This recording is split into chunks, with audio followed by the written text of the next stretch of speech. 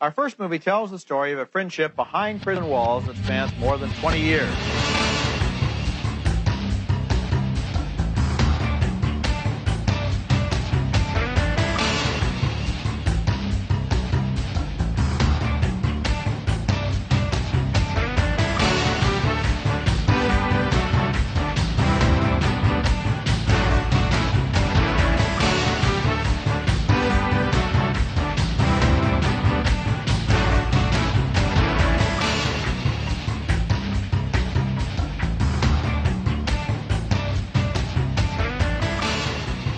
Welcome to episode 38 of Middlebrow Madness, an exercise in podcast hubris. My name is Derek Gane. I'm Isabelle. Derek, during the time that we were away, I accumulated many things in my folder of readings from Middlebrow Madness. There's a lot in here. I bet you did. The problem is, as I was going through them today to see which one I want to talk about, some of them are out of date, so probably just going to ditch some of them as no longer being relevant. I deleted most of the Bitcoin or NFT stuff because that stopped being relevant. Thank fuck. There's some true believers out there that will contend that they are still relevant, but we know better. There are. One of the people from, I think it's Three Arrows Capital or Andreessen Horowitz, I forget which, just released a book recently about how blockchain is going to save everything. Still a little late on the uptake.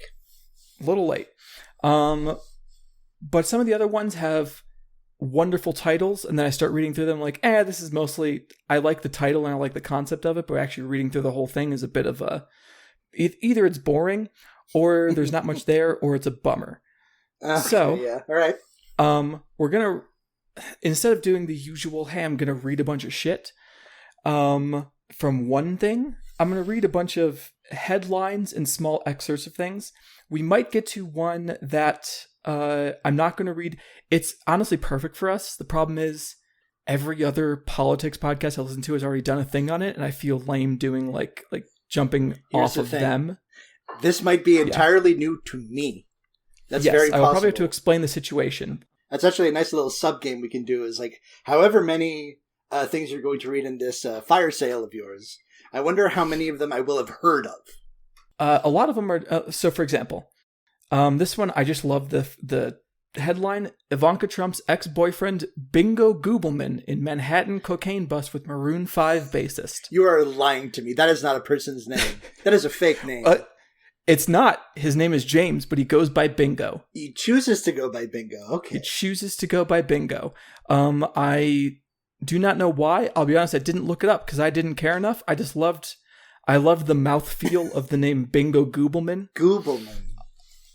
Gubelmann. That's how I would say it. Or Gobbleman? Maybe Gobbleman. That's not nearly as crazy as choosing to go by Bingo. That's a dog's name. It's his name. What am I going to say? So there's that title. I don't really care about the rest of it. The bassist for Maroon 5 had drugs or whatever, along with Ivanka Trump's ex-boyfriend, Bingo. That is what it is. Another great title of an article: The Will Smith Doctrine Has No Place in Ukraine. You can see how old that one is. I bookmarked that a while ago, but is the Will Smith doctrine phraseology? Is the Will Smith doctrine slapping your opponent? Yes. Okay, all right. I was going to be, when did Los Angeles Dodgers player Will Smith get involved in some chicanery out in Europe? That was published in March 2022. That was 2 years ago that Will Smith did the whole slap thing. Oh my God. And who was it? Was it, the director of Knocked Up? What's his name? Judd Apatow? Judd Apatow. I feel like Judd Apatow was the one who made the tweet where he's like, Will Smith could have killed Chris Rock. Insofar as up in arms, insofar as any one person is able to kill another person, sure, but I don't think it would have happened on TV at the Oscars in front of thousands of witnesses. To be fair, his point was that slap was so violent that Chris Rock could have fallen over and broken his neck effectively. Okay, sure. I guess I suppose in all possible worlds, there's one where that does happen. Yeah, I guess that's not the craziest thing, but why are you tweeting that out? He was not happy about the slap, let's say that. Oh, I'm not going to get into discourse because that was some of the most annoying discourse I've ever seen in my entire life. And it's like old discourse. It's like poopy diaper discourse. Here's 3 headlines all about the same man. So, serial killer John Wayne Gacy's clown self-portrait sold to Zach Baggins. Charles Manson murder house listed by Ghost Adventures star Zach Baggins. Oh. Sharon Tate's wedding dress now at Zach Baggins' Haunted Museum. And then I do have a link that's just the Zach Baggins tag on TMZ. That's crazy. You're aware of Zach Baggins, right? No, I have no idea who this man is. When you started reading your thing, I thought it was going to be 3 headlines about John Wayne Gacy, but there was a twist. He's one of the hosts of Ghost Adventures, one of those ghost hunting shows. I have to. Okay, yeah. I that's definitely a type of guy. Yes, definitely a type of guy. He does his type of guy things, and he's apparently not a good type of guy. But hey. I feel like there's only so many like pieces of murder memorabilia you can buy before you cross over into bad guy, or at the very least not good guy. Like, you know, it's like who among us doesn't covet like Ted Kaczynski's ham sandwich or whatever. Like if I had the ability to just randomly for free get like a John Wayne Gacy painting, would I be morbidly interested? I'd be like, sure. I'm not really going to display it anywhere. I'm going to be like, I have this. That's weird, isn't it? I also lived in the Chicagoland area. Look at us. We're one thing in common. Isabelle, do you realize what you have done? You have summoned into the universe serial killer Gachapon. Oh God. And I don't know how I feel about that. There's no way that doesn't exist, right? It can't. It's got to be tied up in all kinds of litigation. Do you think that would stop anyone? Fair point. If there's one thing that I have learned from NFTs, it's that litigation stops nothing. Here's a great first paragraph. The rest of it's just kind of annoying, but this is a wonderful first paragraph with a punchline of a final sentence. 20 years on from 9/11, this was also 2 years ago if you can't tell, Osama bin Laden is still viewed as the ultimate evil outsider, the foreign enemy who brought death and destruction to America, the implacable foe of the West and of modernity more broadly. The footage of him in modest dress and humble surroundings in some holdout in Afghanistan, belying his Saudi origins and his vast wealth, contrasts with the gleaming opulence and swagger of the city he sent his men so savagely to attack on the 11th of September 2001. And yet the truth about bin Laden, and about 9/11 itself, has always been more complicated than this. In many ways, bin Laden was as much a product of the West, and in particular of its politics of grievance, as he was its most feared terroristic enemy. His reign of terror can be seen as a violent manifestation of what has since come to be known as wokeness. Oh boy. You were oh man. You weren't kidding about that and one, huh? Yeah. It's a wonderful piece by Brendan O'Neill. Don't write it. Don't read it. It's stupid. 9/11 was an act of apocalyptic identitarianism, according to him. Man, I wish I could get paid to write just the dumbest shit I could think of. I wish I had no, integrity, because I know I experience enough of this right-wing world that I could bullshit out these articles, easily. I know I could. And because there's a lot of limited, people willing to do that, it's much easier to be successful on the right. It's like why so many failed comedians become right-wing comedians. Mm-hmm. It's because there's people that will pay them a lot easier. There's less competition for it. If I didn't have any integrity and didn't care about how the broader public felt about me, it'd be such an easy grift to run into. But I just can't. I have just the slightest amount of integrity too much to do that. Which, to be fair, is not saying a lot, but it's enough. Well, I'm glad you have at least that. Yes. And the last thing that we're going to run through real quick that I wanted to spend a lot more time on, but again, like I said, it's a little too much that I've seen from other people, and I don't want to just ride on their coattails. Do you know who Bill Ackman is? No, I do not. He's a billionaire. I'll be honest, I don't fully remember for what. I think he was a hedge fund manager or some shit. He has gone insane. Essentially because of posting. He posted too hard. He wasn't posted. He posted too hard. And much like your Elon Musk's or your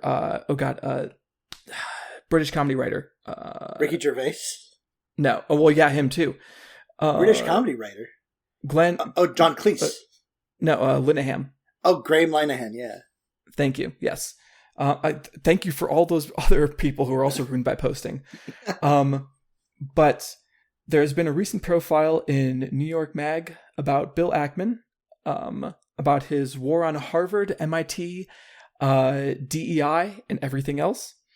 And there's so many good lines in it that it's tragic that I can't read through the whole thing. We could just do it's long too. We could do a whole episode on just this. If we had a different kind of podcast.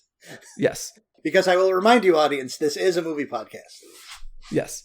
He recently got into a bit of a problem where he accused, you might have heard about this, I believe it's the president of Harvard, Claudine Gay, I believe is her name, who had to, or didn't have to, but she chose to resign over accusations of plagiarism, which was essentially entirely ginned up because people were mad at her about like being too woke. I may have heard about this. Yes, Ackman was one of those people, and the part that gets real funny is that Ackman is married to a woman named Nary who graduated from MIT. She ran a design lab. She does weird art that's not good, but it turns out that her her graduate thesis is heavily plagiarizes Wikipedia, her students' own work. It's a nightmare. It's real bad. I think this is what we call in the soft sciences a clusterfuck. Yes, and a real like cell phone or own goal, I suppose they would say. Yeah. Because Ackman brought all this attention, and it turns out Oxman did the same thing. And realistically, if Ackman would have just left it there and not continued, no one would remember, because I don't know who the fuck like Nary Oxman is. I don't pay attention to the MIT design lab. But now you do. No one else would care. She'd go away for a week and then come back and everyone would forget about it. But Ackman has decided instead to ruin his wife's life by demanding, because we learned this from Business Insider, who published the information about her plagiarism. He has gone on a crusade against Business Insider, demanding that they retract it, and that I don't remember the exact. Here we go. Ackman wrote to in a post on X, aka Twitter. Ackman said that rectifying the situation would require only 7 simple steps, including Axel Springer, who owns Business Insider, taking action to depublish the stories about Oxman, and then having its CEO fly from Germany to New York immediately to sit down with Henry Kravis of KKR and adopt a settlement fund to compensate all those who have been victimized by Business Insider, with the proceeds of any settlement for Oxman going to her company, quote, so she can accelerate the incredible work she does. Wonderful closing sentences to that same paragraph. After a few days went by, with no end to the tweeting in sight, an Axel Springer spokesperson told a reporter at Puck that most people underestimated the way that Bill Ackman is completely losing it. Ackman estimated he has spent 110 hours or so battling the case on his wife's behalf on Twitter. Quote, I am an extremely fast writer, and I am powered by a profound love that is infinite. Which is a wonderful sentence. And his wife has been like, hey, stop tweeting. You don't have stop to do posting this. About this. You don't have to do this. And to quote him again, he defended himself by pointing to memes online suggesting he had become a hero to wives everywhere. Quote, there's a meme going around that apparently I'm causing a lot of marriages to have trouble, Ackman said. Like this one where a husband emails his wife, honey, I did the dishes. And she's like, big fucking deal. Did you see what Ackman's doing for his wife? And I just... imagining it's a golden age of watching incredibly rich people ruin their lives because of the internet and not being able to stop posting for 2 fucking seconds. I don't know if you also heard, but on Tumblr, to make a very long story short, a user was deleted over spurious reasons, as often happens, but it blew up a lot more than usual, to the point that the CEO of Tumblr responded publicly, misgendering the person that was banned, making provably false claims about why she was banned, and then spending the rest of the night emailing various users he searched for on Tumblr that were complaining about it to talk to them personally. Almost all of whom were other trans women. The person who got banned was also a trans woman. And then he wrote a whole post on his own Tumblr about going over, like, why do people think that Tumblr has a transphobia problem? Including the fun fact that, and he said this as an aside, where he was like, also, we did find out that one of our old moderators was explicitly transphobic and was taking bribes about how they were doing moderation, as like a parenthetical aside. And then also made a list of all of his like personal beliefs. And then it got to the point where he sought out this person who was banned on Tumblr on Twitter to harass her there too. And he's apparently on vacation. Holy And that's shit. what he's doing with his time. It's delightful. Got to see that, got to see Ackman, got to see Musk's continuing breakdown, his rooting his own life for Twitter, for wanting CatTurd 2 to like him.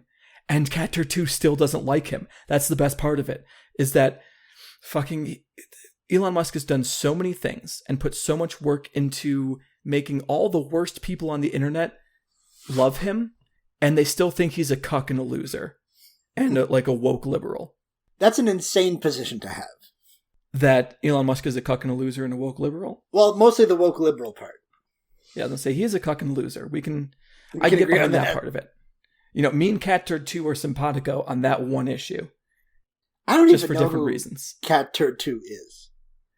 He's a big account on Twitter that is specifically like pro-Trump account that was, I believe, was banned for like saying hateful things and then was brought back, or like I don't remember the whole situation. He's a shithead that Elon Musk is really desperate to like him, and he has made specific changes to the site because CatTurd has been mad at him, and still CatTurd doesn't give a shit. What are we so doing? Just making fun of him. What are we doing here? We're bending the whims of one of the richest men on earth to CatTurd. To CatTurd. To CatTurd. Who, when he went on a podcast, like a video podcast, he's just some fucking old guy in a shitty cowboy hat. It was the least surprising reveal of all time. He's like a less... So, this is a slight side diversion, Sure. but it feels relevant to bring up in the situation, is, you know how I'm fascinated by right-wing people? Yes, I have had, yes. Yeah, I read a lot of their shit. I pay attention to them a lot as both hey, I should know what they're doing to keep an eye on it, Mm-hmm. but also this is just like morbid curiosity. Like, what are they saying? What are they thinking? But I want to meet my girlfriend's boss so bad. Apparently, she recently started work. I'm not going to get into it. I'm not going to give any personal identifying details, obviously. She started working in a new place, and her boss is a fucking insane Trump guy, to the point where there's a MAGA hat on the plant when you come in the door. Okay, all right. His ringtone is apparently a Trump speech. He really wants to get the Trump sneakers, and he, she showed us a picture of one of the recycling bins, which was hey, recycling metal and paper or whatever. And I don't remember the exact phraseology, but it was and Democrats or something along those lines. Yes. Yes, good stuff, great stuff. I love it. I want to talk to him so much. He's the biggest simp for Trump imaginable. This seems to be his whole life, is just thinking about how much he loves Donald Trump. And I'm not going to, because I want her to continue having this job. And he doesn't need to know that she has multiple partners, both of whom are terrible, dirty trannies. But I just want to go in and talk to him. I want to pick his brain and see how he thinks and what he thinks about. He's a fascinating man. It's a short version of it. Oh my God. Oh my Lord. Okay, so movies then. Yeah, movies. Every goddamn time. People love them. People love movies almost as much as they love politics. They love movies almost as much as they love fucking Donald Trump, it would seem. it would seem. It would explain why Sound of Freedom was such a runaway success last year. Did you ever watch that? Fuck no. Why would I do that to myself? Because I did it to myself. Yes, because I don't find my own suffering amusing. To be fair, there are times when I'll be watching or like reading or experiencing something and I will have that moment of like, why am I doing this? Why did I make myself experience this when this is the reaction I'm having? But then it becomes a story later. So, hey, to be fair, I think there's very few things that if you said, hey, do you want to do this? In which I would say, at least sufficiently weird, in which I would say no. Right. Like, I have multiple times talked about to people and tried to get their opinion on it. If you had, like, Wolverine powers where you could just grow back anything, would you not want to, like, experience what it's like at least once to be dismembered? Just for, like, fascination's sake. This is not a horny thing this time. This is literally just... This is literally just... What would it feel like? What would the experience like that be? Maybe on a long enough timeline. Not immediately. It would not be the first thing that I would have in mind. Maybe that's fair. Maybe sort of at some point along the line, I like break my hand. Maybe over centuries, I'm like, my curiosity gets very morbid, and I'm like, I wonder, like, I've got starfish powers. What happens if this happens? Maybe then, but only then. I mean, hey, on a long enough time frame, just statistically, you'd probably get dismembered at some point. Just on accident. Yeah, I don't know what I'd be doing, but... You decided to, like, play around in industrial equipment or something. I don't know. So, like, whenever I think about, just real quick, we'll get to movies in a moment. And technically, this is about a movie. It's just not the movies we're talking about today. Sure.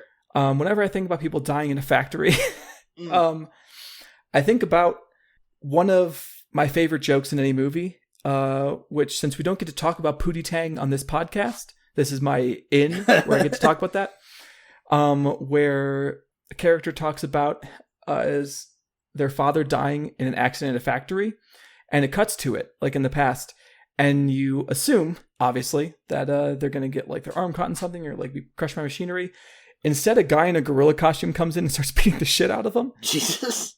A hilarious joke. A+, everyone should watch Pootie Tang if you haven't seen it yet. Problematic director, obviously, but the work stands up regardless. Well, incidentally, I have not seen Pootie Tang.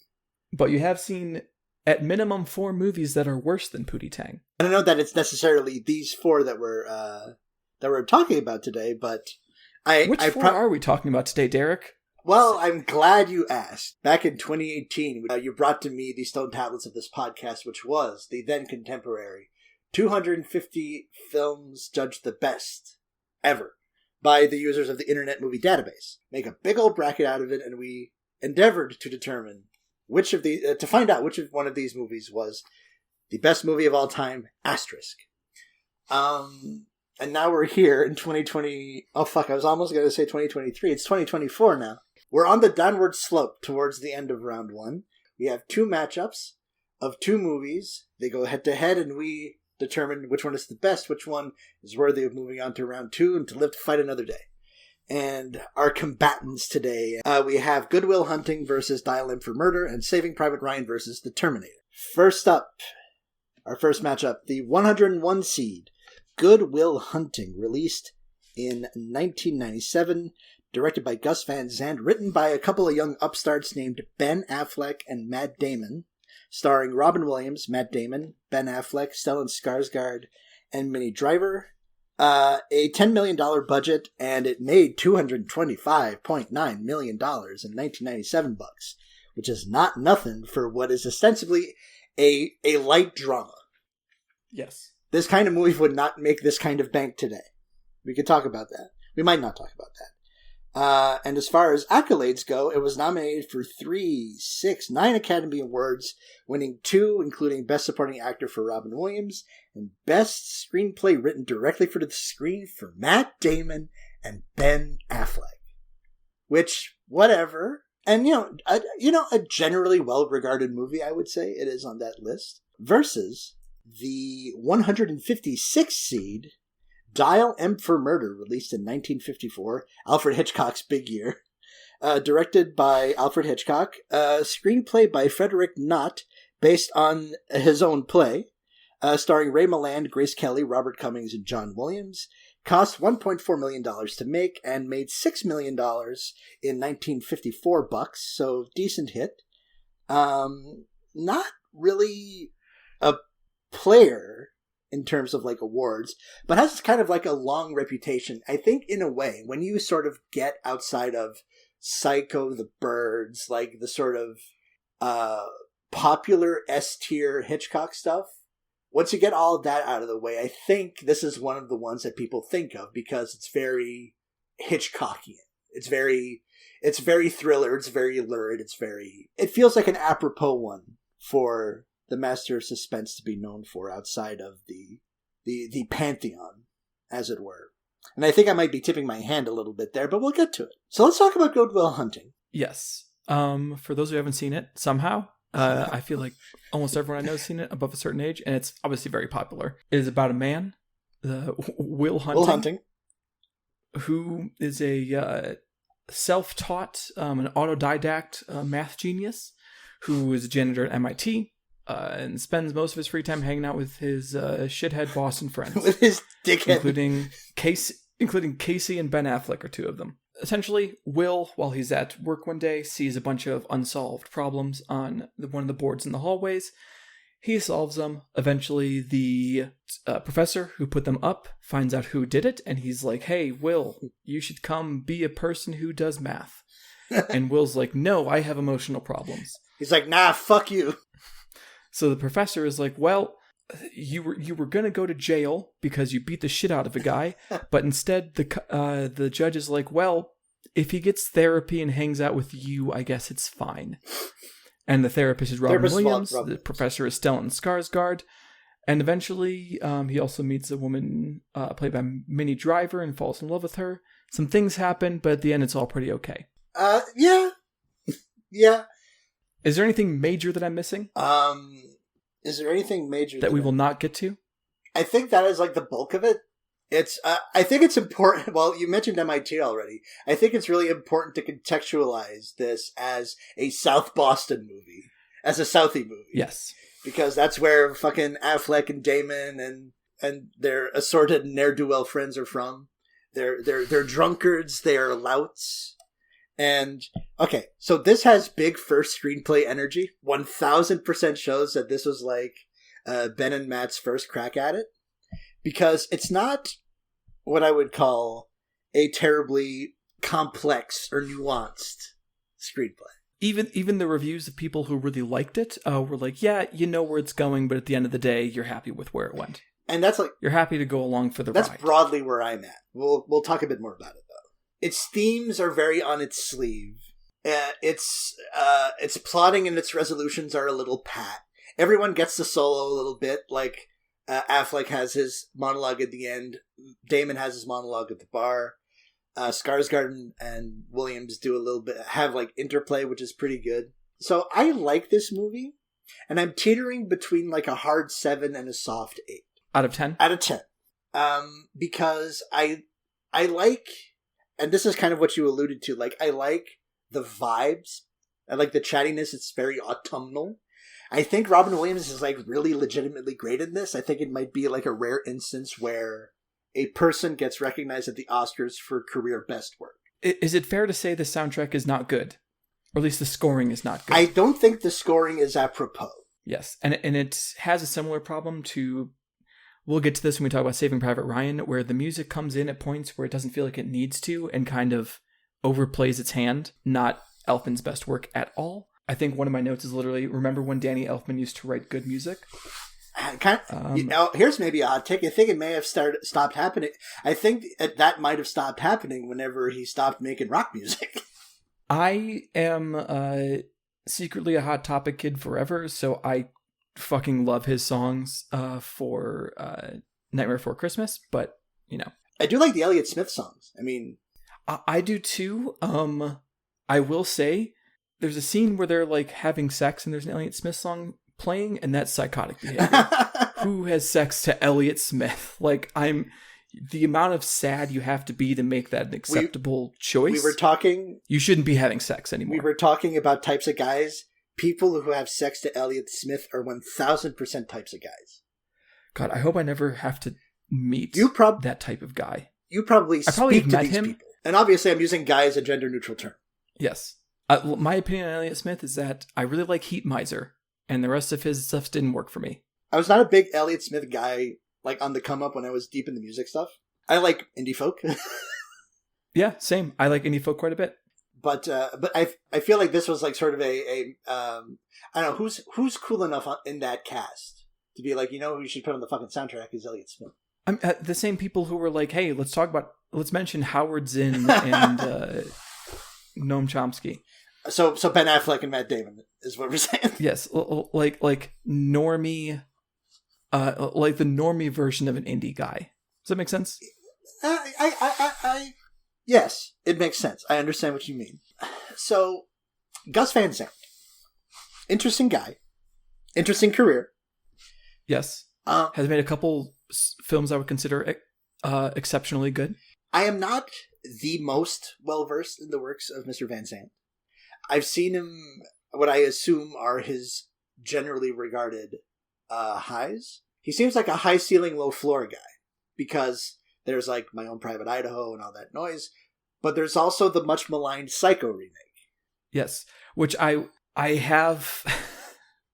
Or the Sea of Trees, which I never saw because I have no interest in.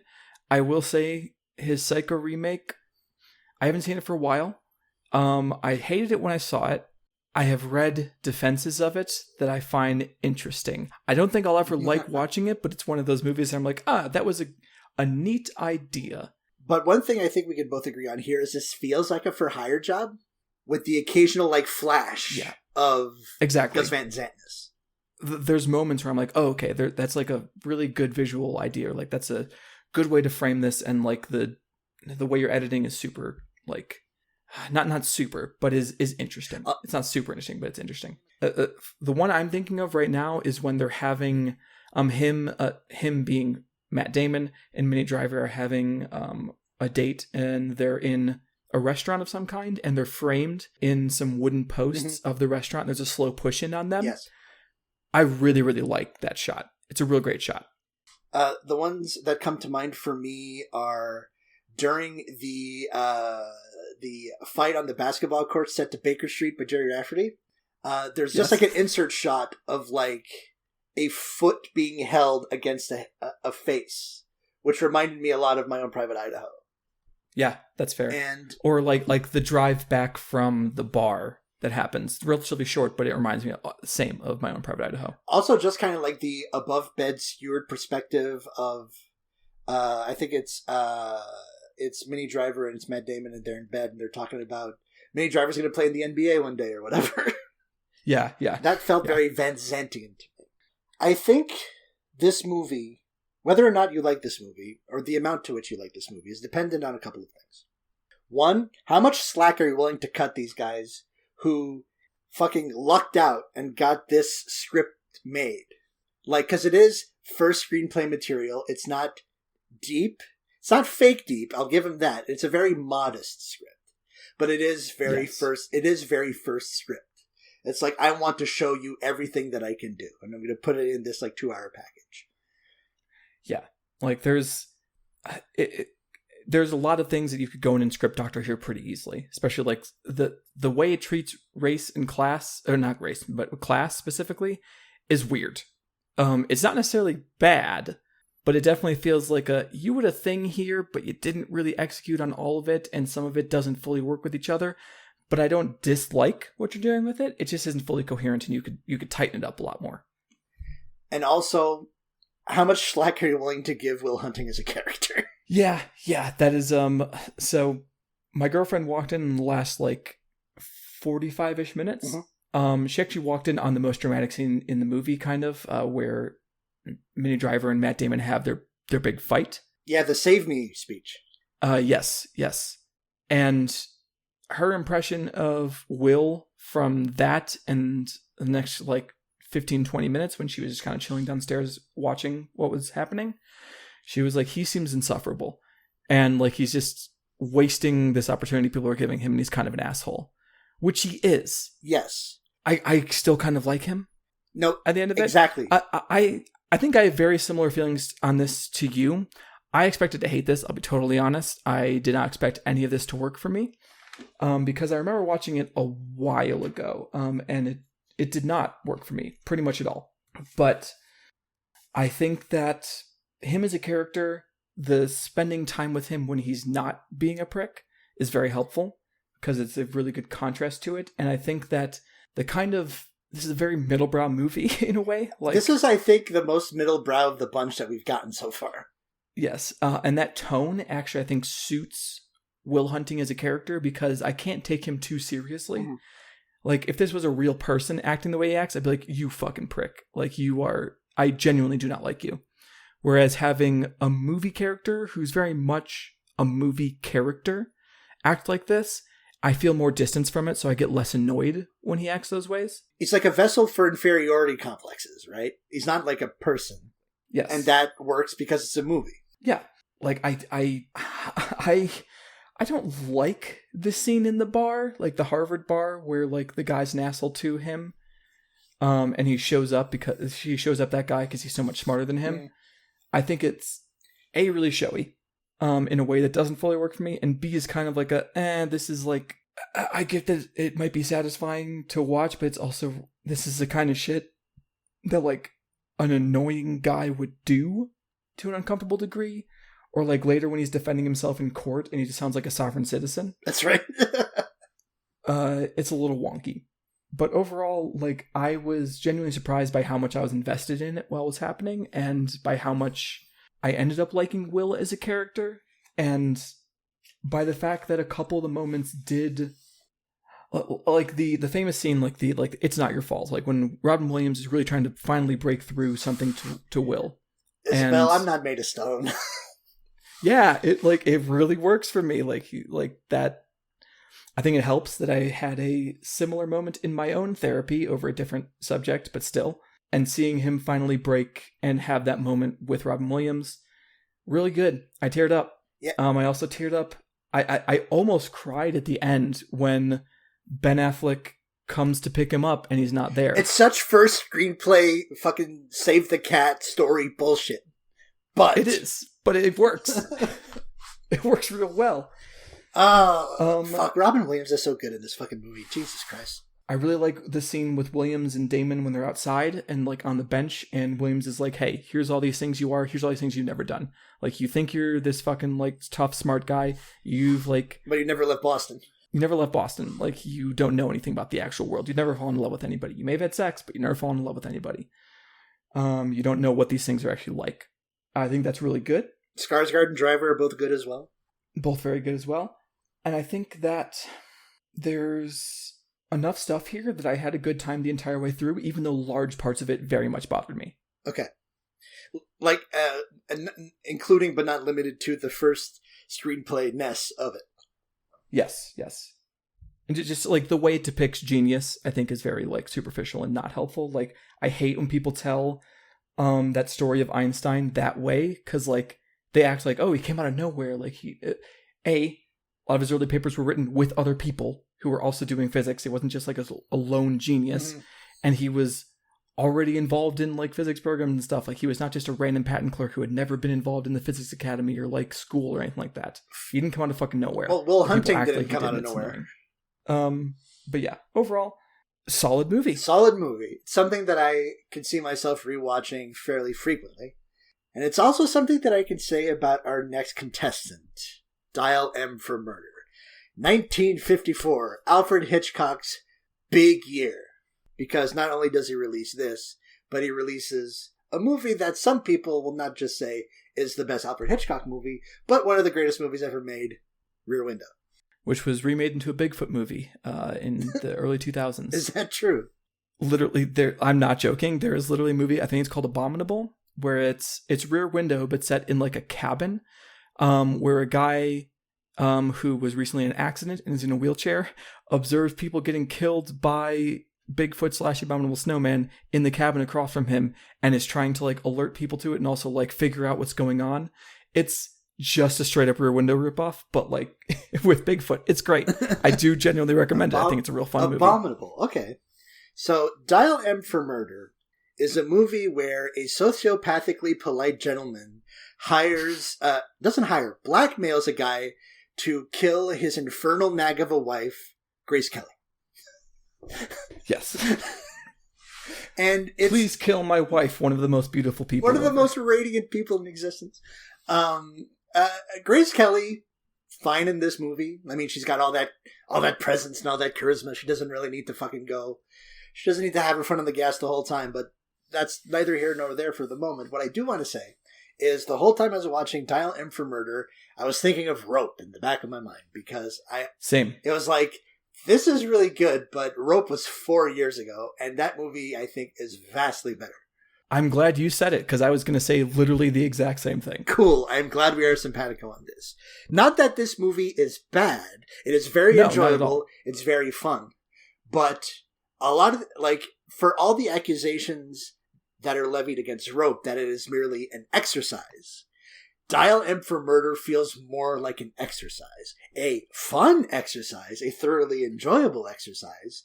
It really feels more like a parlor game compared to the, like, I'm going to say it, one of, like, maybe a top 5 Hitchcock and Rope. Yeah, no, I would agree. I think Rope is finally getting its due, honestly. I don't think that is as controversial a take as it used to be, and I share it with you. And I agree. I think I very much liked watching this movie, but it feels the fact that it was from a play a lot. Which, incidentally, so was Rope, right? Yes, so was Rope. And I think it feels it more in here than it does in Rope. Also, weirdly, this was originally shot for 3D, apparently. Mm-hmm. I don't know why. I think it's just no part of this. The attempted murder scene in 3D would have made people piss themselves in 1954. That's fair. But there are definitely things in here where you're like, well, that doesn't fully work or make a lot of sense. Like, I'm sorry, but like, hey, I'm afraid of you framing me for blackmail, so I guess I'll murder your wife. That's a weird plot point. That's going from like 0 to 100 real quick. So Ray Milland, the Welsh werewolf himself, is really good at this movie. He is. I love his shit-eating grin. So this is part of the subsection of Alfred Hitchcock movies where I really like it when Hitchcock sets his movies in England and he really leans into the really sociopathic politeness that the English have. And I think that's like one of the high points of this movie. Just Ray Milland, shit-eating grin. It's like, I am the smartest man in the room and I'm gonna fucking get away with this. He's, of course, incorrect, but... Of course. The dude in Rope was incorrect as well. No one who espouses this is correct. I also think it's very funny in like a very dry way a lot of times. Mm-hmm. Like there's the line that Grace Kelly says, I don't like thrillers when I'm alone. He's like, oh, that's fun. Yeah, it's like a fun little joke. I enjoy it. I think the secret MVP of this movie might be the mustachioed policeman played by John Williams. He's excellent. Who is cartoonishly English, one might say. Yes, I think he knows the material and he's really well suited to it. And he's, if anything, playing that up. This is going to sound negative. I don't necessarily mean it that way. Like an ersatz, like Sherlock Holmes. A little bit, yeah. No, it's a very fun performance. But apparently he was like a Hitchcock guy. Like he worked with him several times. I will say there's a couple things it's really easy to overlook, like simple, like how you transition out of a shot, reverse shot, and when you do it. I was going to bring this up. Yes, but it's hard to remember, or it's often I don't remember that doing that well is hard until you see a master do it. Like that initial conversation between the husband and the guy who looks like a used car salesman, who eventually becomes the attempted murderer and the murder victim.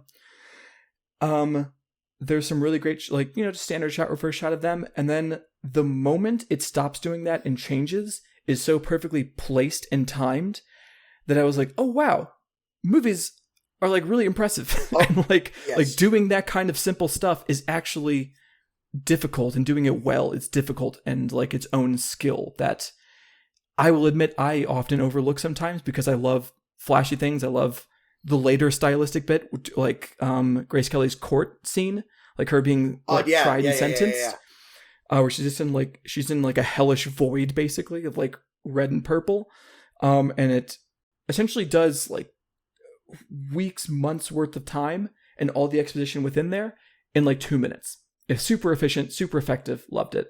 But that's the flashier kind of thing that I will notice more. But the fact that I was noticing just how well done the basic stuff was, I think is a really good testament to the fact that Hitchcock was a good director. Imagine that. One might say that he was.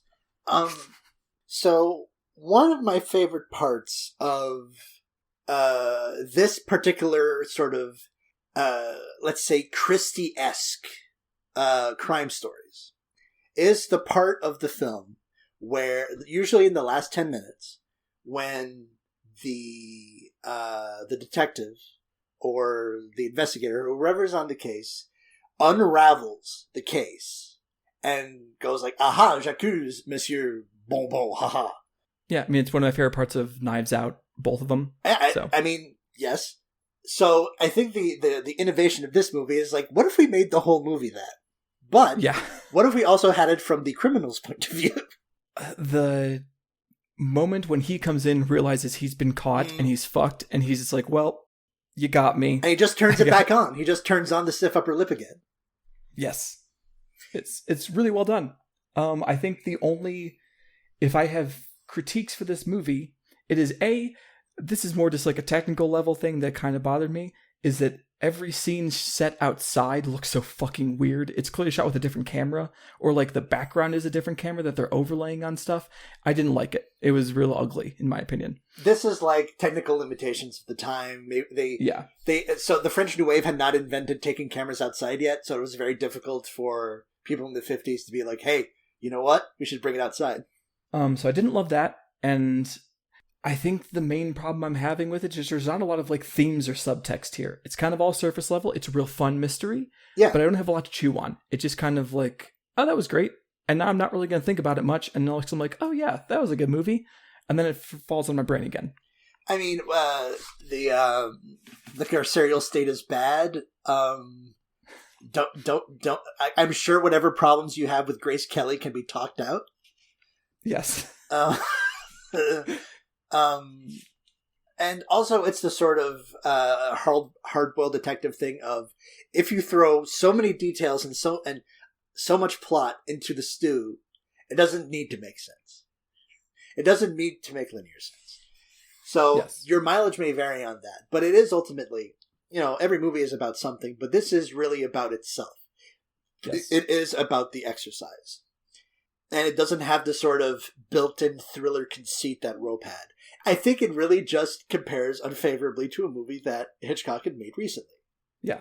A movie similar in tone, in theme, in staging. Yeah, I agree with a lot of the contemporary reviews of it, which were like, this is good, but like from Hitchcock, it's a little disappointing. It's like, far be it for me to say that this was disappointing, because I had a lot of fun watching it.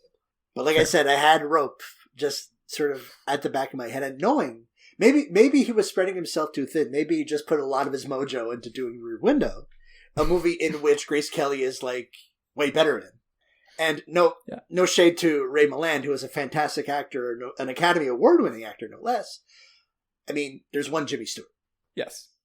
So when we started this discussion, I was a lot more like, I don't know where I land. I feel like these two movies match up pretty evenly. And then we talked about both movies. And then weirdly, I'm like, I think Good Will Hunting has this. I'm shocked that I agree. Like, I was worried I was going to be the dissenting voice and be like, maybe Good Will Hunting, you're just going to be definitely Dial M for Murder. But I have no problem saying, like, yeah, no, I'm okay with moving that ahead. I do have more written down for it, so I think there's more to talk about next round. Mm-hmm.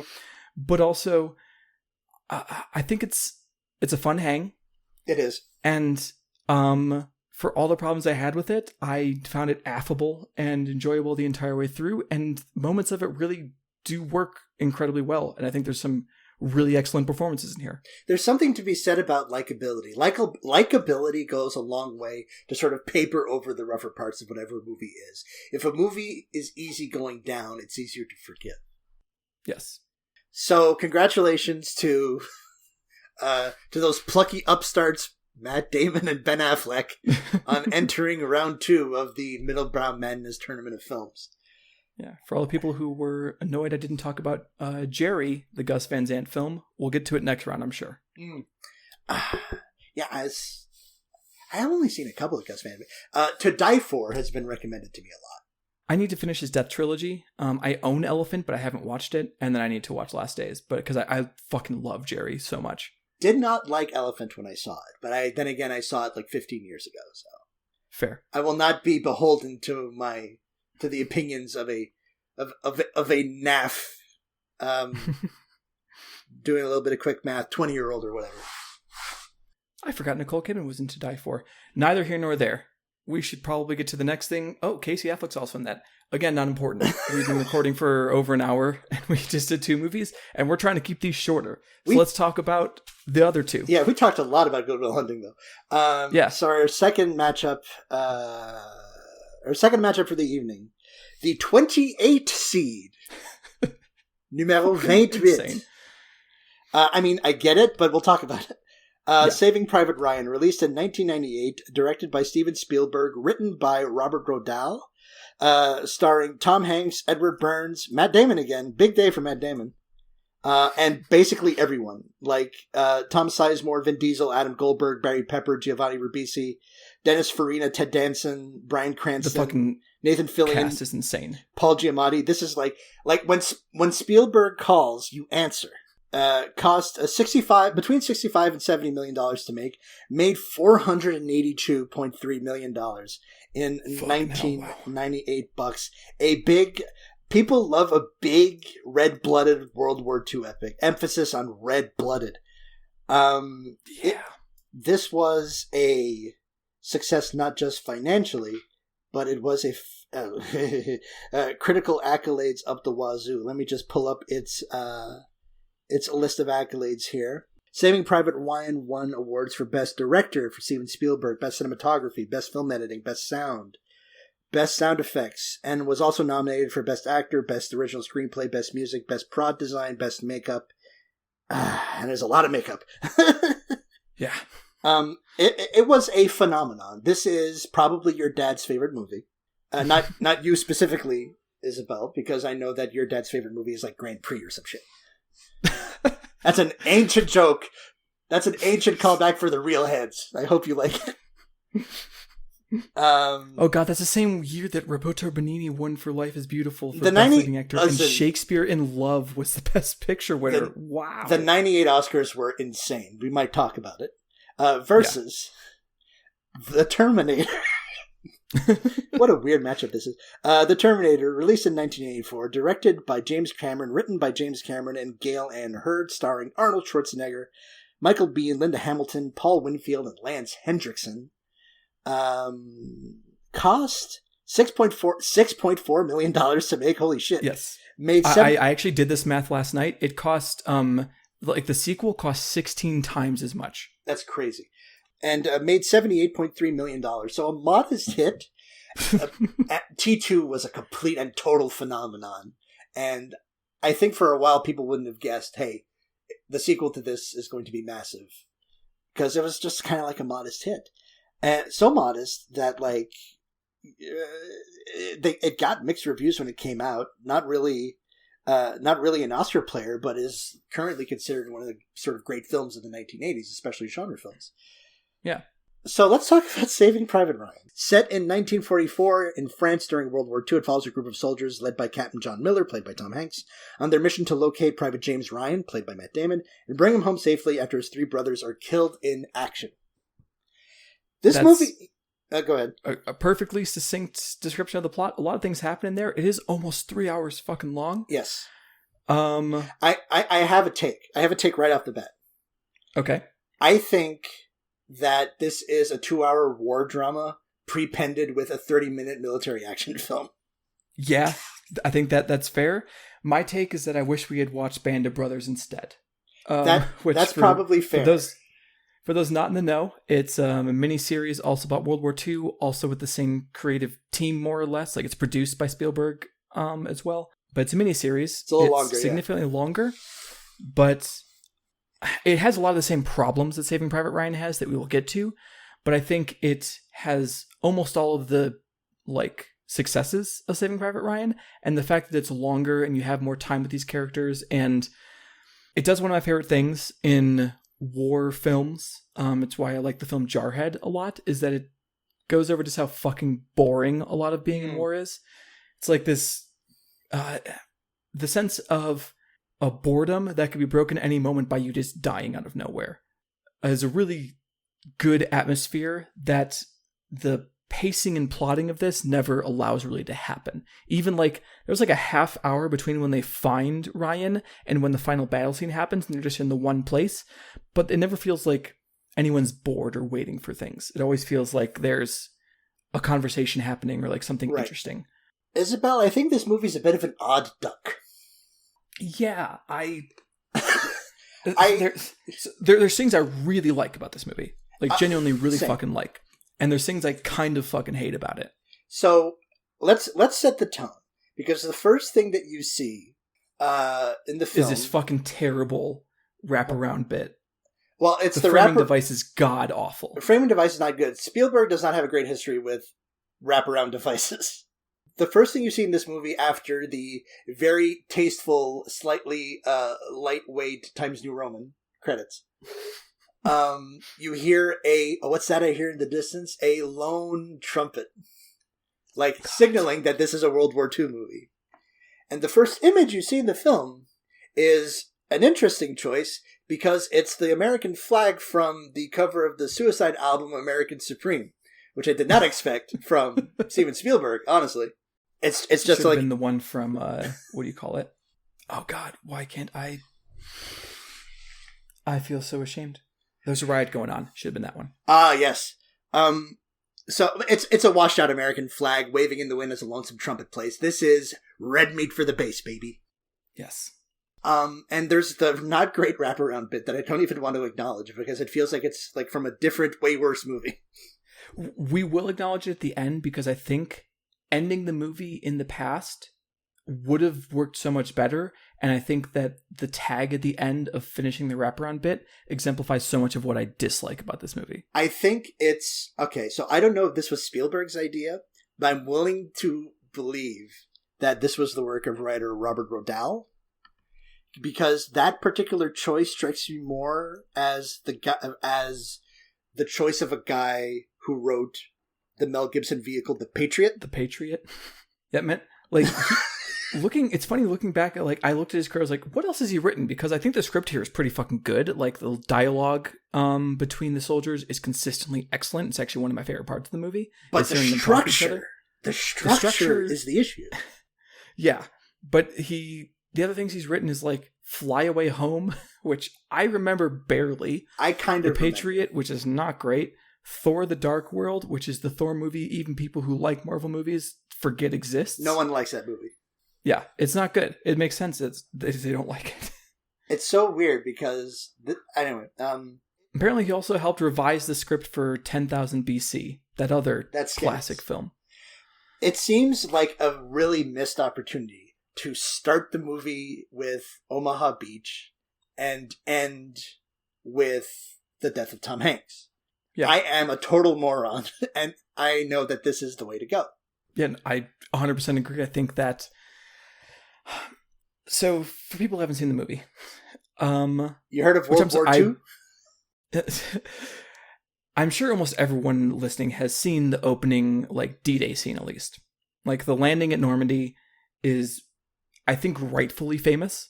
It's a bravura, like, way to shoot that. I think the way it's done is really great. It's actually in my opinion, a really good argument for film versus digital, because when it slows down and they do the slow-mo and it's all choppy, if that was smooth, it'd be so much worse. That's right. 1,000%. But the fact that it's choppy works so much better and is really conveying the feeling in I don't want to say realistic necessarily. And also, I don't know. I've never been in a fucking war. I don't know if it's realistic. But of what I conceive war to be, me as the Jeremy Davies of the situation. Sure. It works incredibly well. I think that like the violence and the like gore on display is actually done exceptionally well. Both it looks realistic and it is properly frightening. Is this the most unpleasant 30 minutes of... Is this the most unpleasant 30 minutes opening a major motion picture in terms of just violence and carnage? It's definitely up there. That's not a horror movie. Like, if we don't count like Saw or whatever, is this the most unpleasant 30 minutes in a movie in terms of just carnage? Yeah, it's rough. It's terrifying. It's like a genuinely like frightening scene, and I think it gets that across so well. It's really intense.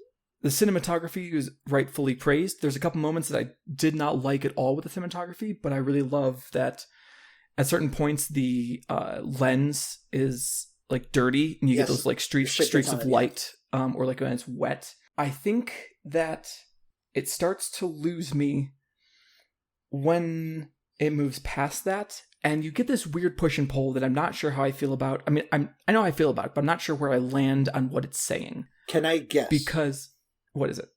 There's a kind of... I think the movie wants us to interpret it as a kind of compartmentalization or a kind of gallows humor. Or at least that's what I felt at like early on. Not just the carnage becomes so, not excessive, but becomes like I've not enlisted either. I've never fought in a war, but the carnage and just the cartoon amount of violence and gore almost becomes funny.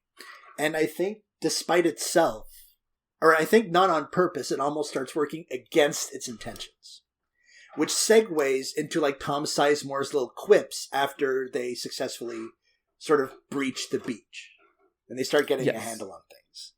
And that's where I feel the most uneasy about this film. Again, like you, I don't know if this is the thing that makes you feel the way that you feel, but it does. I am at a point where it's like, I don't know even if I like this as a choice.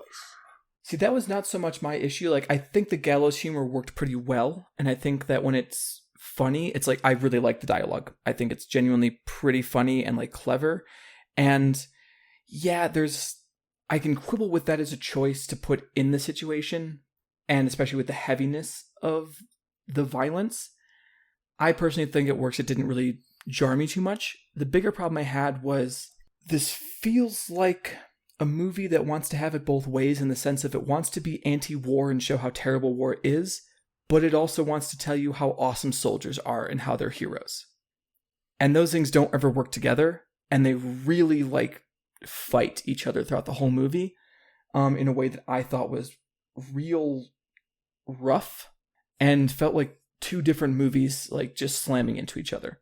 Like the pro-war stance of it, or I don't think that Spielberg would interpret it that way, but what I saw is like the pro-war moments, or at the very least like a very pro-soldier moment, like, oh, this is heroic. Those felt so out of left field when the rest of the movie in its best moments is about how this is not heroic. It doesn't make anyone better. It just fucking ruins people's lives. Yes. And I wrote down in my notes as I was watching it, the phrase, because I remembered most of this movie. I actually surprised myself how much of this movie I remembered. I remembered almost everything, but there were some details here I missed. And I wrote down the sentence, "I'm glad Davies never has a moment where the pitch of battle turns him heroic. War does not make him better." And then a hyphen, "ah, crap." Because that is the point of that last battle scene for huge chunks of it, is that, for people who haven't seen it, Davies plays a character who has never been in combat before. And he goes with them because he can translate German and French, and they need someone who can do that, the rest of the squad. And he's just a coward the entire time, but not in a way that I think is necessarily judged. It's like, yeah, of course you would be. Like, this is terrifying and awful. And there's so many moments where it seems like he's going to break through and suddenly become a real soldier, quote unquote, and like have courage and strength and do like something great. And it never happens until the end of that segment, when there's a German that they capture at a certain point who essentially was responsible for the death of one of the other like members of the squad. And Davies is one of the people arguing we have to let him go. Like he's a prisoner of war. We can't just kill him right now. That's like not okay. And the final thing we see of Davies is him shooting that man after he sees him again in battle, which is so, it's like saying like, oh, there you go, Jeremy Davies. You never should have been kind or like compassionate. And that was a mistake. You should have just been a good soldier and kill the enemy because they're not people. That rung really bad for me. And also that's the first killing he does. And he doesn't even seem that shook by it. I expect him to like throw up or like shake or something. But instead it seems like, oh, he finally has his moment where he's a real soldier. And that just, I hated it. I'll be honest. I fucking hated that choice. So this is really interesting because this is where us two being two different people and being individuals with different brains and all becomes really important. Because as that scene, like when that scene happened, my thought was not, oh, what a, like, I did not think the way you thought. My thought was the horrors of war have poisoned this young man's brain. For what it's worth, that is also how Bree felt about it when we were rewatching it. My girlfriend, people that know, that's how she felt about it as well. So I thought it was like colossally sad. I see what you're saying. I think the thing that makes it harder for me is the wraparound device. And the fact that, like, the way that the World War II scenes end, effectively, is Matt Damon being alive, Tom Hanks being dead, and that letter being read, essentially. Which, to me, without the final, like, bit, reads almost as cynical. Like, all these people died for what? For you to like, do this? The scene in the copy office where the typists are like mass typing these letters, which have got to be form letters. Yeah. That good scene. Yes.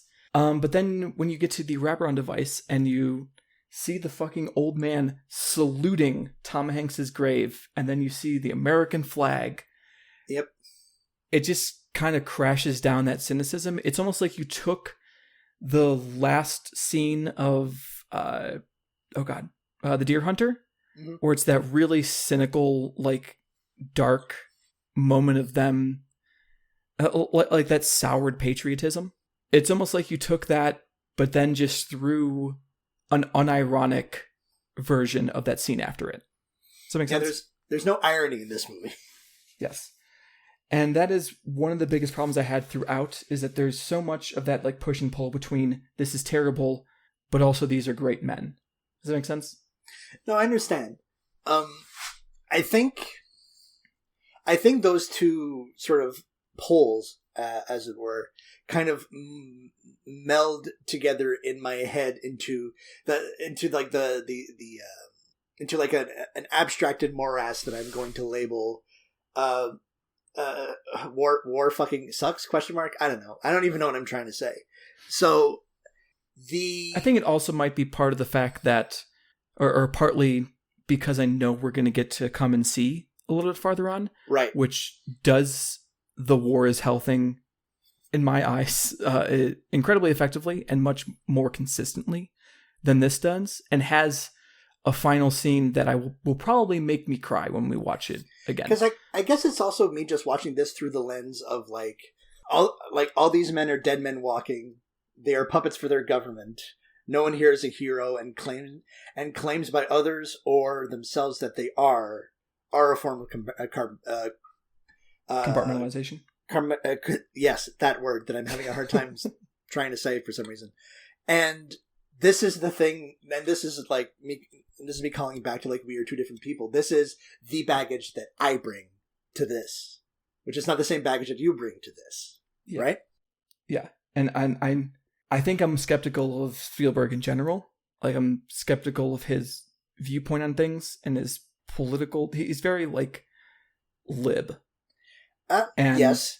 The lib thing during the Iraq War was like, oh, we don't like the war, but we do like the troops. And the bad thing about the war was that too many troops died instead of the fact there was a fucking war. And I think the other big thing besides the framing device that really fucking bothered me about how this movie was portraying what was happening in it is the music. You should have cut almost every orchestral piece out of this film. There's no reason to have them. They just make the scenes they're in worse. Like when Hanks is finally talks about his past to his like squad. Platoon. I don't know what the military word is. His group, his buddies. I believe a squad is smaller than a platoon. I think. Okay. I'm not sure. I believe you. When he's finally explaining what his past was to ease tensions when there's essentially desertion or murder about to happen. That's right. He starts talking, and then just like this music swells up, and it's the cheesiest like Hollywood music you could have for this scene. And that happens a couple times in a really frustrating way where I'm like, if you just played this with diegetic sound, it would be so much more effective and so much more affecting than trying to pull the emotion out of me. The way that music comes up reads as heroic to me, or reads as praise, I suppose I might say. And then there's also one of the only shots in the movie that I really didn't like is when Vin Diesel is dying on the ground. There's a shot that is like a Dutch angle of his face as he's dying, but it like pushes in on him, and it just felt like a Michael Bay scene. Sure. I was like, where is this? This is like out of nowhere, and it does not fit the aesthetic of the rest of the movie, and it feels like a hero shot. And that also really got on my nerves. This segment has way fewer hot takes than I thought there would have been. So I'm gonna toss one out. Yes. I'm not the hot take person on this podcast. I'm gonna toss one out. Now, I don't think it's a hot take to say that, like the aforementioned Gus Van Sant, Steven Spielberg is a filmmaker who, has contributed greatly to the medium, but has a high ceiling and a low floor. Yeah, like same man that made Jurassic Park also made The Post. But here's my hot take, and it's a bit outside the conversation about Saving Private Ryan, which I still think is a really odd duck of a movie. And I think and this is not my hot take, this is a hot take inside a hot take, is this Steven Spielberg's Forrest Gump? Ooh. And it's not just because Tom Hanks is there, doing a perfectly competent job doing Tom Hanks. Yeah, I think he's solid. I think he's actually not one of the better actors. Like, I think I really love Giovanni Ribisi in this. My favorite scene in the movie is when he's telling the story of in the mirror in the church. Yes. And the stories for people again who haven't seen it. He's telling a story about how his mom used to work. Like, she worked late when he was younger, and occasionally she would get home early and come and see him, and he would pretend to be asleep, and he doesn't know why he would do that. He would pretend to be asleep instead of talking to her. And I feel like that is both a really good note of ambiguity that I think the film needs more of. Like, that is one of those moments where, like, I don't fully know why he would do that either. Like, that gives him a lot of characterization, but it doesn't give definitive characterization. It's not like, oh, that's an explanation. That is a really well-delivered moment and a really interesting moment, but it does not tell you that he is an archetype. And then it also makes when he calls for his mom when he's dying a lot more affecting. 1,000%. And it really sells that moment in a way that I don't think it would have if that wasn't earlier on. So I genuinely love that fucking scene. It's great. But my hot take is, when we talk about the greatest directors of all time, I don't think that we should include Steven Spielberg in the conversation. And I have a very specific reason why. Mm-hmm. There are too many directors that have had, maybe not the impact that Mr. Spielberg has had, or even the highest highs like Mr. Spielberg has had, but there are too many great directors who have made too many great movies without making as many not as good ones, that Steven Spielberg starts falling off the list. I can name you 10 people I would consider. I'm not saying that Steven Spielberg is not a Hall of Famer. I'm just here saying that he's not the GOAT. No, I agree. I think he has too many misses, and especially the farther you get in his career, the more the misses start piling up. Like, he was on a pretty banger run for a long time, and then late 90s, early 2000s is when it really starts falling off for me, and then just gets worse and worse. Like, to be fair, I haven't seen his most recent one. I forget what it's called, the one that everyone liked, actually. The Fableman's, good movie. Yeah, I haven't seen that yet. So maybe like that one will kind of restore some of my faith in him, but I haven't really liked almost anything he's done in the past like 5-10 years. But I also like Jurassic Park might be my favorite movie of all time. This is the paradox. This is the Yeah. Steven Spielberg paradox.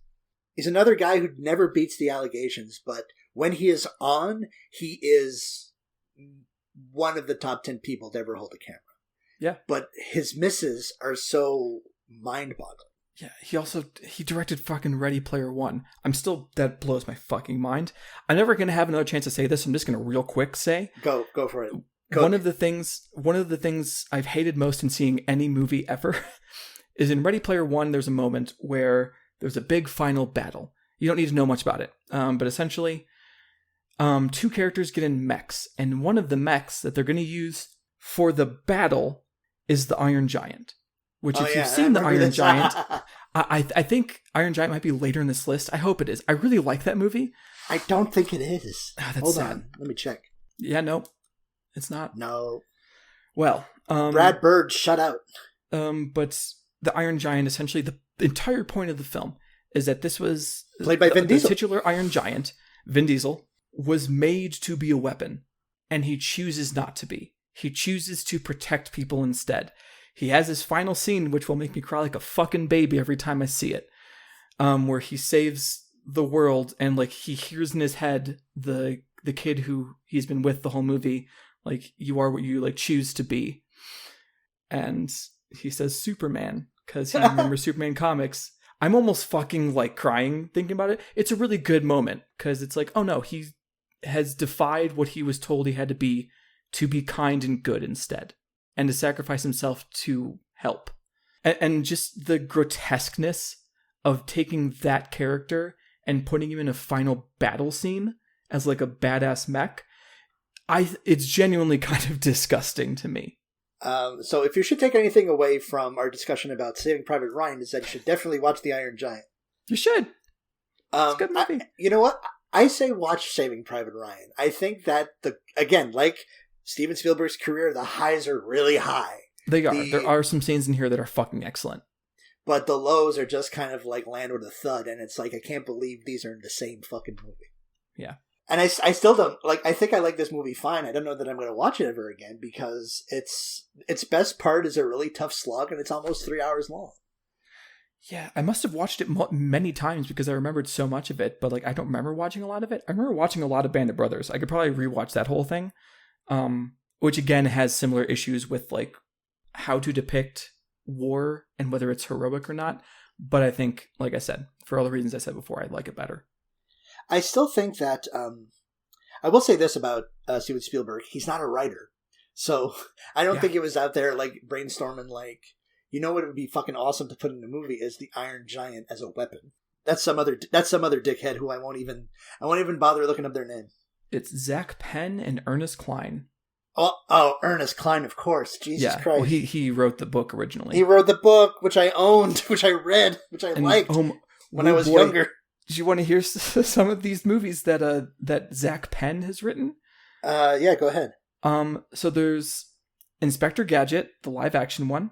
With Matthew Broderick, I had the fucking clamshell. Yes. Let's see. Elektra. X-Men The Last Stand. The Incredible Hulk, the 2008 one. Oh boy! Well, people. Oh no, that's the Louis Leterrier one with Edward Norton, right? I believe so. Yes, it's not the Ang Lee one. Not the Ang Lee one. Okay. I will go to bat for the Ang Lee one. Many people do. Yes. And Atari Game Over. Oh no, that was a documentary. He was not, but he also wrote Free Guy. Remember Free Guy? This dude must be stuffed. Yes. If you know Zach Penn, tell him to, he's got enough money. He can stop making things. Yeah, he's got enough money. He can stop. And I guess so.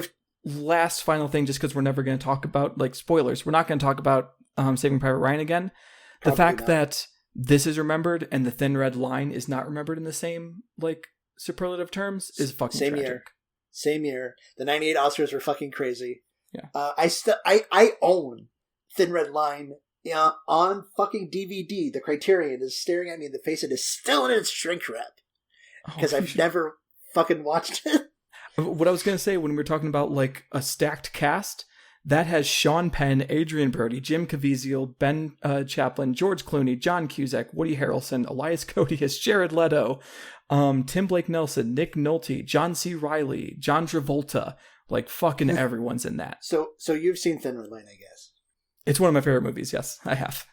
Does Elias Koteas fuck a tank in it? He does not? Cool. Was that a concern? No, Elias Koteas was in Crash. Yes, thank you. Thank you. Every time I see Elias Koteas in a movie, I joke to myself, I wonder if he fucks a car in this one, and then I laugh at my own joke. Ha ha ha ha. God, that's how I feel about... I need to make sure... I don't remember his name. I'm going to in a moment. Hold on. Dylan Baker. Because Dylan Baker in my mind is forever the pedophile dad from Happiness, which is sad because he's a great actor. He's genuinely a great actor, been in a lot of really good things, but every time I see him, I'm like, oh, that's like the pedophile dad. Which, on the plus side, it means he was incredibly memorable, and I think he gives one of my favorite performances of all time in that movie. Hold on a second. How many pedophile dads are there in Happiness? There's the one. There's just the one. Yeah, there's the one.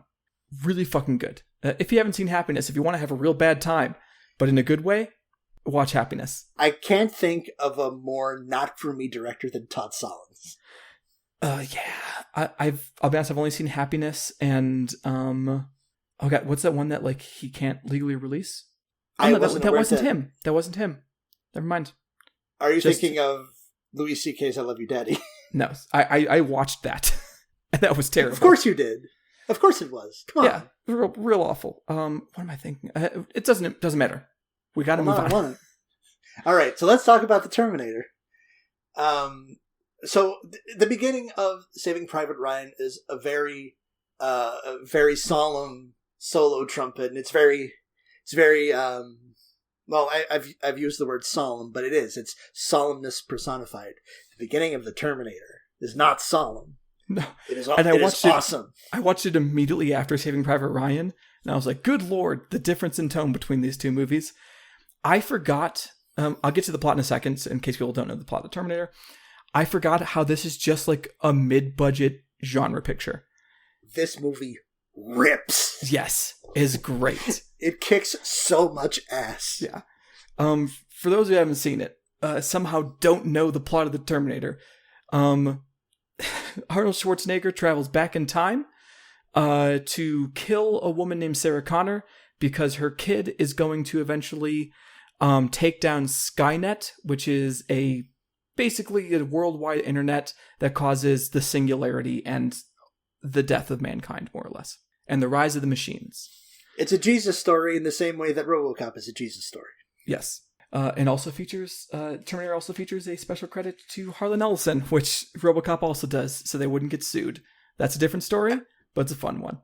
Harlan Ellison seems like a fun hang. For everyone, like, obviously he's dead. Never got to hang out with him myself, but I do know some people who are in, like, the sci-fi community, at least somewhat, and got to, like, meet him. And apparently he's a lot like Steve Albini, where he has very strong opinions, and he's kind of going to be an asshole about those opinions, but he's a nice person.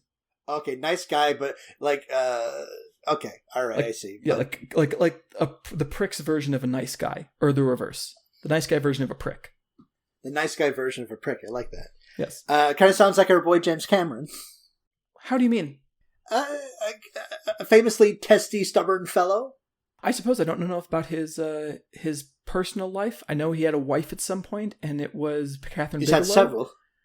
I don't know about any of his other wives. I just know Catherine Bigelow because it's Catherine Bigelow. Well, it's fun because one of his ex-wives wrote this movie with him, Gail Ann Hurd. Oh, shit. Did you ever see the new Avatar? No, I haven't seen either of the Avatar movies, actually. Neither have I. That was not a good tangent. So the Terminator. Yes. How can we talk about this like we talked about Saving Private Ryan? I mean, it's so lean. It's lean. It's an hour 45 minutes, which occasionally is a little bit slack on there, but no, like this movie has basically no slack. It just you get right into it. It barrels through its plot in a good way. Like you never feel like it lets up. It constantly keeps up the danger of the titular Terminator. The special effects are delightful. The first scene where you see the fake Arnold face and it has the eye, like the famous like fucked up like red eye from his face being all cut up. It's amazing. I also love the little like Unchi and Andalou kind of homage there for a moment. A little bit, yeah. Yeah. Because Jim Cameron's classy like that. Yeah. So we can talk about this. Like the mask is like not the best, but it still looks really cool. Your imagination sort of fills in the details. Your imagination sort of makes the seams, right? Yeah. But the stop motion and the puppetry and all the practical stuff is fan-fucking-tastic in this movie. Yeah. And I think it helps that all of those special effects that can occasionally maybe stand out as a little bit fakey, they're also on the robot.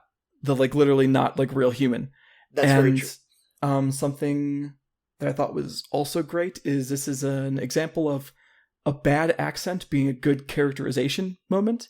Because Arnold's accent's still pretty heavy at this point, and his English sounds real choppy and like he's not used to speaking it.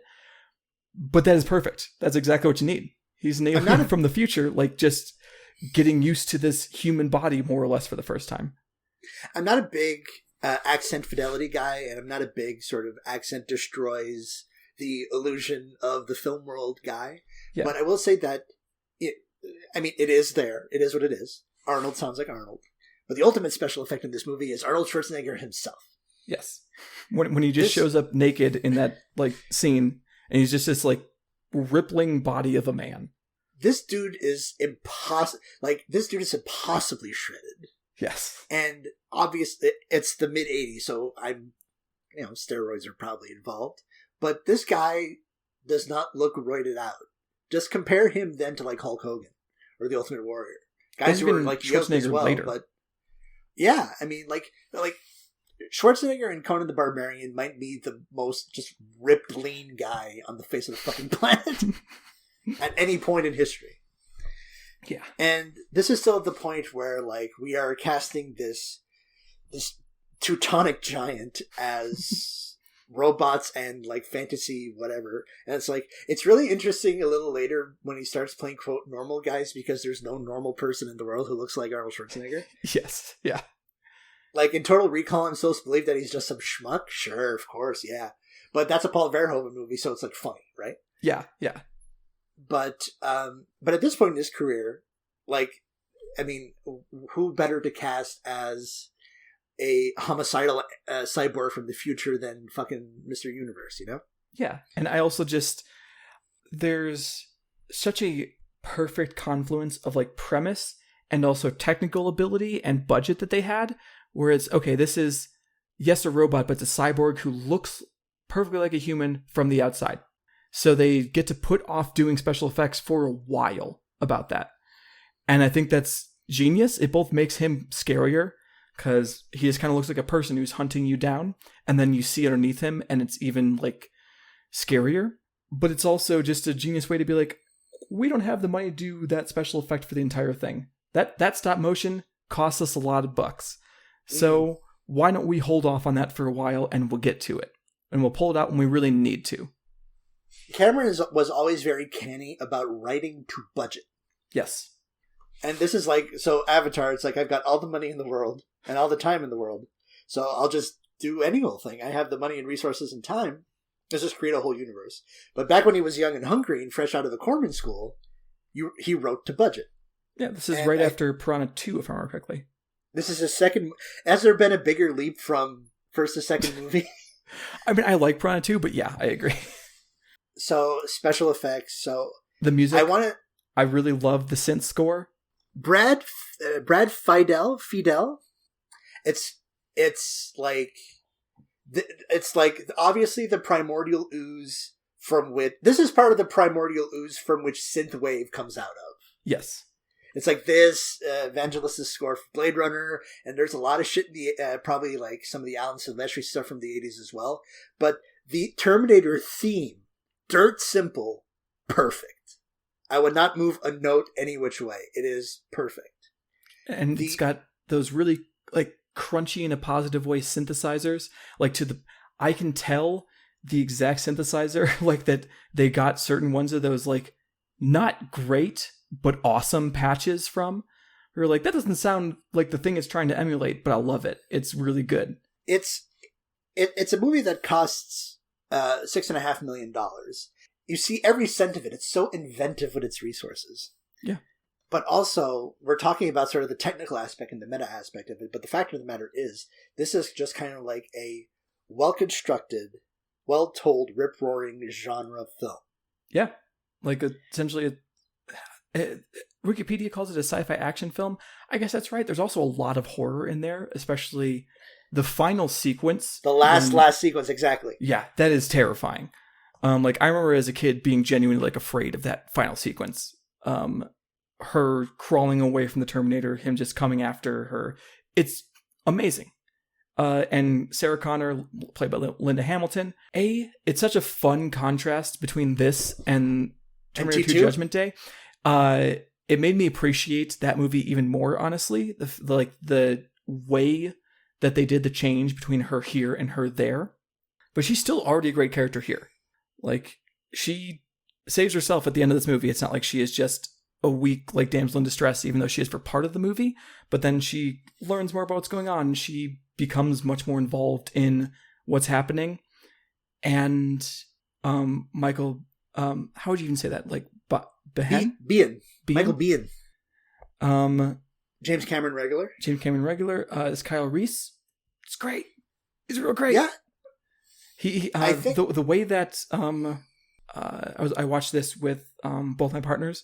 The way that Brie put it is like he's really good at being both cold, detached soldier guy, but also pathetic little scared weasel man, and he can switch between those. Soldiers are often the same. It's one and the same. They're yeah. This dude was recruited basically as I would imagine as a youth. Yeah.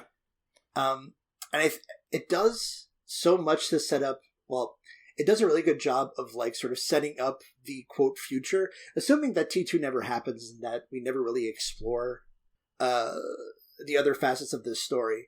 The one sort of demolition derby scene that they have in the future is really good at establishing that kind of like, also great look, great sort of cyberpunk, Mad Max-ish. Whatever was in the water in the 80s has got to come back. Like this is a much later movie, but to me it was like, oh, this is where the aesthetic of Giant Amana came from. I remember. Now I get it. I mean, you could draw a pretty straight line. Yeah. And also the same guy did music for both of them. Neuromancer comes out the same year as Terminator, I think. I think those are both in 1984. So there was something in the water, and it's got to come back. Anything that you... I think... Okay, so I think... I don't know that Linda Hamilton gets the credit that she should get for these two movies, for this and T2.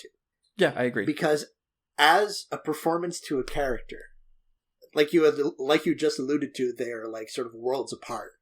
And it takes a lot of skill to sort of go from sort of bubbly working girl to like just, a hardened mother of the revolution in two movies. And and there was like there's a 7-year gap between those movies too. Mm-hmm. And it's really a shame that outside the Terminator stuff, like Linda Hamilton is not really like because I think the only other thing I've seen Linda Hamilton in is Children of the Corn, which is not a good movie. No, unfortunately not. She's fine in it. I have watched Children of the Corn multiple times being like, maybe this is better than I remembered. And it never is. Yeah. Michael Biehn is good. Shout out to both Paul Winfield and Lance Hendrickson as as the cops, as the detectives. I got so excited when Lance Henriksen showed up. And he doesn't play the bad guy. He's just a dude in the cast, which I thought was a really fun change of pace for him. Yeah. I also really like Bess Mata as Ginger. She's really fun. And I think a good way to enter kind of like some comedy into the movie as well. Mm-hmm. And then when she is killed, the fact like you very much in a very short period of time get Ginger and Sarah's relationship and their friendship, I think very efficiently. Yes. And then it just ends in a very unceremonious but very effective way. Fucking imagine it's a good movie. Terminator. Good movie. Paxton as one of the punks in the beginning. Yes. super duper snot nosed, overdoing it just a little bit, but it's really fun. Dick Miller as the gun shop clerk. Dick Miller as the gun clerk. This is. Is there something? So, are there any knocks against this movie? Is this like what's like the not great parts of Terminator? Man, I don't know. Like, there's nothing I can think about this movie that I'm like, I could take or leave that. Maybe the music during the sex scene, but besides that, like, sure. But it's 80s music during a sex scene. What are you gonna do? This is an ongoing cultural issue of like I'm not convinced that we figured out how to shoot and score a sex scene just yet. And I think it's been done well in movies that no one has seen. This is the thing, like if we're talking about like Bound. Bound is fucking amazing and does it one of the best sex scenes I've ever seen. But also, most people who even know who the Wachowskis are don't know what fucking Bound is. Because why would you? Which is wild. I mean, it's a great movie, but because this is weird. Well, small tangent because part of my cinephilia is okay. So I like this movie. What's their first movie? Yeah. So if I'm like if I see like The Matrix or whatever, and it's like, so what's their first movie? And watch Bound. I didn't get to Bound until very much later, but I'm glad I did because that movie fucking rocks. Yeah, I watched Bound because of Ross Burks. Shout out to we Ross did Burks. for the podcast we used to do, and I was like, oh shit! Turns out, fucking great movie. As someone who is a cinematic connoisseur of sex, like one of the biggest sections, like I have my films divided by genre. One of the biggest sections is erotic / pornographic films. I just ordered like 5 from Melusine. So obviously I'm seeing it more like a in mainstream film, mega mainstream film. Like there is not even a smattering of a titty in a Marvel movie or whatever. Yes, they are utterly sexless films. So what's the article title? It's like everyone's beautiful and no one is horny or something like that. Yeah, that's it. And talks about how Alfred Molina in the first Spider-Man movie, or Spider-Man 2, I forget which one, is hot, and he very much is. Chubby little wonderful man. The thing that people forget about Alfred Molina is that Alfred Molina 100% fucks. Oh, 100, yeah. And we've gotten off the beaten track just a little bit. I think the 80s were a fraught time for the cinematic sex scene, because I don't think people quite figured out how to shoot them, and I don't think people quite figured out how to score them. Yeah, or even necessarily set them up. Like, I'm going to get much more into this when we talk about Blade Runner, but the fucking sex scene and the relationship between Deckard and Rachel is the worst part of that movie. Like, not even close for me. This is the thing that I hear from basically everyone. Yeah. But we will get to that because that is otherwise my favorite movie of all time. And we'll talk about the one part of it that I really think does not work and my slight defense of it before going back to the fact that, that defense does not actually make sense. I think that the Terminator has won this match. I would agree pretty easily. I feel like we haven't really gotten into the meat of like the thematics of the Terminator. Yes. About kind of like, this also has a lot of first screenplay energy. Because it has like it's got a lot of like cute bits of like self-reference, mm-hmm. and also the whole JC thing. The whole JC thing, it's very cute. But also it has a scene where a cyborg man shouts "fuck you, asshole" to a cat. Yeah. So you take the evidently early you take the relatively green stuff with the relatively awesome stuff. I don't think James Cameron gets enough credit as a writer of dialogue. I think a lot of it is, I think he's kind of like in the John Carpenter school of like it's very quotable, but it's also very sort of direct to the point and adroit. Mm-hmm. Like monologues are expository, but there's just something about them, the way he phrases things, the sort of jargon, the actors that he gets to play his scenes that, I don't know, I think, like, plenty has been said about Jim Cameron as a director. I think more should be said about him as a writer. I would agree. Yeah. But we will get to that because there's a lot more meat on these bones. Yes. Like you said, we didn't cybernetic really get to the steel bones. We didn't really get to like the thematic content of this. I will probably also bring in that I think it's David Foster Wallace did like a essay about how people interpreted this as an abortion narrative, which it very much is, in some fascinating ways. but we'll get there. That is the most David Foster Wallace-ass thing I've heard. I wasn't aware that he wrote an essay like that. I was not aware he wrote that. I believe it is him. It sounds like something he would do. So congratulations, The Terminator. So that means we have set up Good Will Hunting versus The Terminator for round 2, which is an interesting matchup to say the least. Does that mean that also Terminator 2 also moved on? So both Terminator movies in round 2? It's still in play. Jim Cameron just running the table. Is Titanic on this list? It is, yes, somewhere on it. Okay. Jim Cameron just... Oh, no, it's not. King of Hollywood, baby. No, Titanic is not on here. Interesting. I feel like between 2018 and today, there's been kind of like a... Not that movie was ever like poo-pooed generally, but I think there's been like a bit of a reclamation project, or it's like, oh no, but Titanic's actually quite good. I won't get on board with that, but I appreciate other people doing it. We will get to Aliens, though. We will get to Aliens. Is Aliens on this list? Yes, it is going up against the Grand Budapest Hotel. That might be easier for you than it is for me. Yeah, I have some Alien franchise hot takes that I get to deliver at that one. And that's not too far away. That's the next round. Oh, is that like coming up? Is that like in the next episode? Yes. Holy shit. That is a great segue, and I can't believe I didn't... Man, the next 4 movies we're watching are at the very least good, if not exceptional. Like, I know your Aliens take, so I won't spoil it here. But, so our next episode is, as 2 matchups in our next episode, as Isabelle has just alluded to. One of them is going to be Aliens versus the Grand Budapest Hotel. And the second one, you weren't kidding, The Shining versus Persona. Kubrick v. Bergman. Fuck. Yeah. Why do we do this to ourselves? I mean... You get in the next couple of weeks, we get to watch The Shining, Persona, Aliens, and the Grand Budapest Hotel. It's hard to really complain. Here's the thing. I love all those movies. I think all those movies fucking rock. I will say I have positive feelings towards all those movies. We'll get to your Alien thing when the time comes. But for now, so this is the plug section. I don't really have all that much to plug. DerekGoddard.com if you are really, really interested in my goings-on. Isabelle, do you have anything to plug?